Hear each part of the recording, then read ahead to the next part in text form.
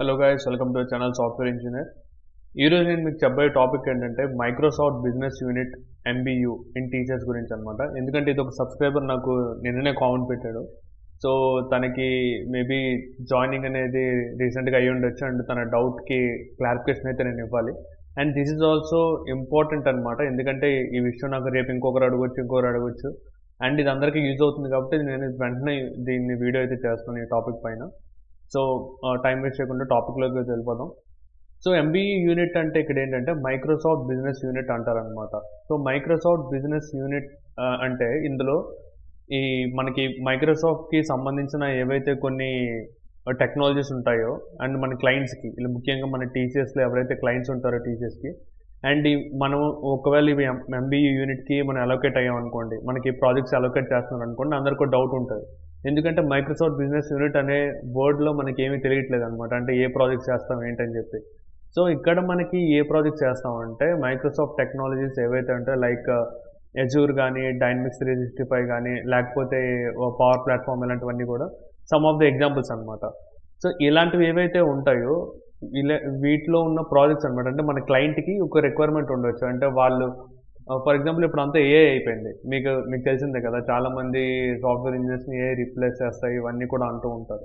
So ఒకవేళ ఇప్పుడు వాళ్ళకేంటంటే ఫ్యూచర్లో ఎవ్రీడే కూడా అప్గ్రేడ్ అనేది వాళ్ళ కంపెనీ, వాళ్ళ బిజినెస్కి అప్గ్రేడ్ అనేది ఇంపార్టెంట్ అనమాట. సో వాళ్ళు ఏం చేస్తూ ఉంటారు, లాస్ట్ ఇయర్ ఒక సిస్టమ్ పడితే నెక్స్ట్ ఫ్యూచర్లో దానికన్నా ఒక మంచి క్యాపబుల్గా వచ్చిన ఏదైనా సిస్టమ్ ఉంటే, కొత్త న్యూ సిస్టమ్, దాని నుంచి దీనికి అప్గ్రేడ్ అవుతారనమాట.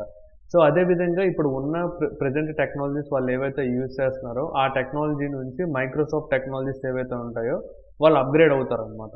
సో ఇలాంటి క్లయింట్ బిజినెస్ ఏవైతే ఉంటాయో అలాంటి వాటికి ఈ మైక్రోసాఫ్ట్ బిజినెస్ యూనిట్ అనేది హెల్ప్ అవుతుంది, project unit.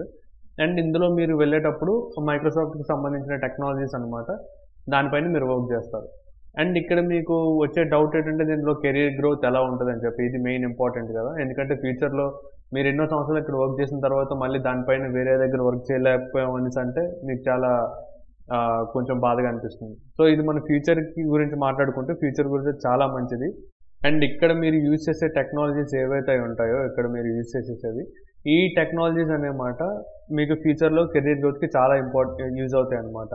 Like in next couple of years, like 2025, 2026 or 2030 maybe అనుకోండి, 2030 వచ్చేసరికల్లా మొత్తం ఇంకా ఏఐ అనేది టేక్ ఓవర్ చేస్తుంది అనమాట వరల్డ్ని. అండ్ అప్పుడు ఏమవుతుందంటే ఏవైతే ఇప్పుడు మైక్రోసాఫ్ట్ ప్యాకేజెస్లో వాళ్ళ దగ్గర ఉన్న టెక్నాలజీ ఏవైతే ఉన్నాయో అవి కూడా మంచి స్టేజ్లో ఉంటాయి. అండ్ మీరు ఇప్పటి నుంచి ఈ ప్రాజెక్ట్స్ ఏవైతే ఇవి చేస్తున్నారో మీకు మంచి ఇది వస్తుంది అనమాట, మంచి క్రెడిట్ వస్తుంది అండ్ నాలెడ్జ్ ఇవన్నీ కూడా మీకు ఆ టైంకి బాగా ఇంప్రూవ్ అవుతాయి ఇప్పటి నుంచి మీరు వర్క్ స్టార్ట్ చేస్తే.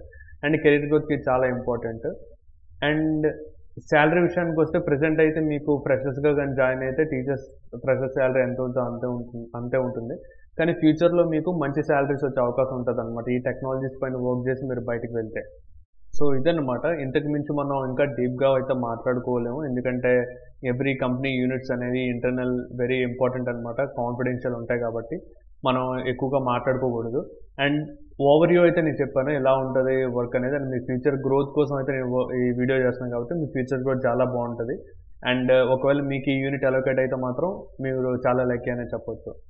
So that's it for today. ఇంకా మీకు ఏమైనా డౌట్స్ ఉంటే కామెంట్ సెక్షన్లో మెన్షన్ చేయండి, తప్పకుండా రిప్లై ఇస్తాను. అండ్ నాకు ఇలా ఇంపార్టెంట్ అనిపిస్తే తప్పకుండా వీడియో చేస్తాను. అండ్ మీకు కూడా ఏదైనా టాపిక్ పైన వీడియో కావాలనుకుంటే అది కూడా మెన్షన్ చేయండి, నేను తప్పకుండా వీడియో చేస్తాను. That's it for today, signing off.